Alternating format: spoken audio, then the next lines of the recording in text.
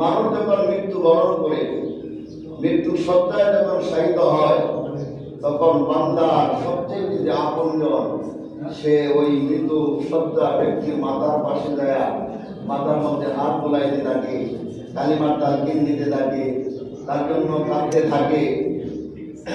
ঠিক তদ্রুপ ভাবে মানুষ যখন কবরে রেখা চলে আসে তাকে চলে আসবে কোরআন তার মাথার পাশে দেয়া বসে যাবে। সুবহানাল্লাহ। কারণ হলো মৃত্যু হওয়ার পরে তার কোরআন সবচেয়ে আপন হয়ে যাবে, দুনিয়ার সব পর হয়ে যাবে, কিন্তু কোরআন তার সবচেয়ে আপন হয়ে যাবে। আল্লাহর নবী বলেন কোরআন তার মাথার পাশে আয়েশা বসে যাবে। সুবহানাল্লাহ। আমরা অনেকে আজকে রমজান মাসে কোরআন শরীফ তেলাওয়াত করছি।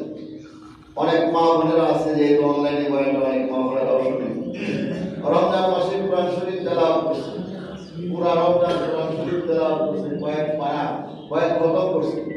কিন্তু রমজান মাস চলে যায় কোরআনের সুন্দর করে গিলাফের মধ্যে কাভারের মধ্যে বইরা সুন্দর করে ছুটে ছুটে রেখে দেয়, সারা বছর তেলাওয়াত করে।